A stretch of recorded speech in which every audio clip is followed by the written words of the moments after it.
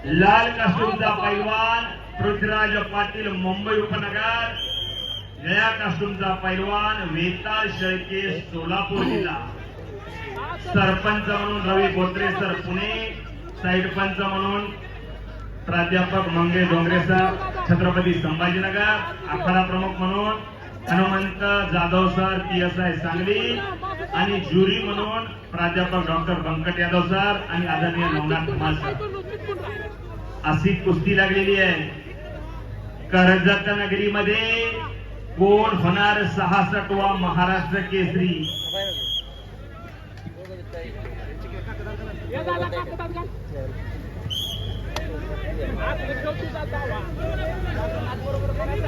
कुस्ती महर्षी स्वर्गवासी मामासाहेब मोहोळ यांच्या वतीनं विजेत्या पैलवानला महाराष्ट्र केसरीची गदा।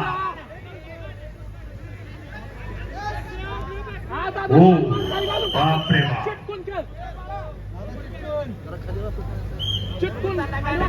उपमहाराष्ट्र केसरीची गदा आदरणीय एकेरी पण काढण्याचा सुंदर प्रयत्न होता तो रेड कास्टूमचा आहे बघा, त्यातून भक्कम बचाव म्हणावा लागेल वेताळ शेळकेचा। काय घडतंय, काही घडू शकतंय, कोणती इच्छा करण्याचा वेताळ शेळकेचा आटोकाट प्रयत्न आहे।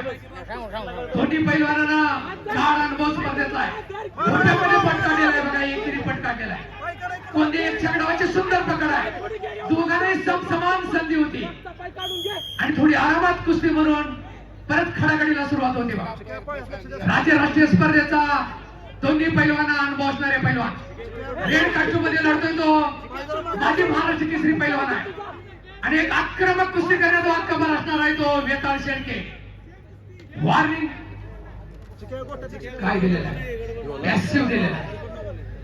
दोन्ही इंटरनॅशनल पैलवान आहेत बघा, आंतरराष्ट्रीय स्पर्धेचा गाढ अनुभव असणारे पैलवान आहे। काकेदात घालून खाली खेचण्याचा प्रयत्न आहे तो रेडचा, दोन्ही आक्रमक कुस्ती करण्याचा हक्कभर आहे। काय घडलं, काही घडू शकते अशी कुस्ती झोला देण्याचा प्रयत्न होता, पण तिथलाच भक्कम बचाव म्हणावा लागेल। पट काढण्याचा एक यशस्वी प्रयत्न म्हणावा लागेल, कच्चं काम झालं बघा। अनुभवानं दोन्ही मल्ल श्रेष्ठ आणि काकेत घालून हात घालून खाली खेचण्याचा प्रयत्न होता। पहिला एक गुणाची कमाई केलेली आहे ती रेडने केलेला आहे, पॅसिव्हचा गुण आहे। कुस्तीमध्ये आक्रमक तुम्ही नाही झाला तर वॉर्निंग मिळते, पॅसिव्ह मिळतो आणि परस्पर पैलवानला एक गुण मिळतो। खरं तर 66वा महाराष्ट्र केसरी 6 मिनिटांमध्ये ठरणार आहे, पण सारखी ताकीद देत आहे आणि बेसावधपणाचा पुरेपूर फायदा घेतला तो वेताळ शेळकेने। दोन गुणाची कमाई केलेली आहे ती केलेली आहे। पैलवान सुद्धा बेसावध राहिला तर काय घडू शकतंय बघा। चॅलेंज आहे काय? हो चॅलेंज आहे। चिऱ्या पाटील आदरणीय बंकट यादव सर आणि नवनाथ कुमार सर, आपण निर्णय द्यायचा आहे। चॅलेंज आलेला आहे।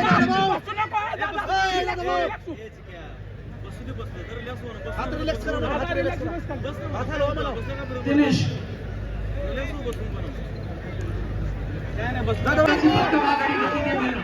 पटाला घुसलेला आहे तो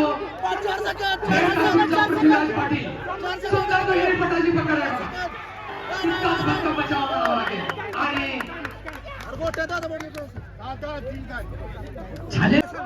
अजूनही 3 मिनिटाचा वेळ आहे, काही घडू शकतंय।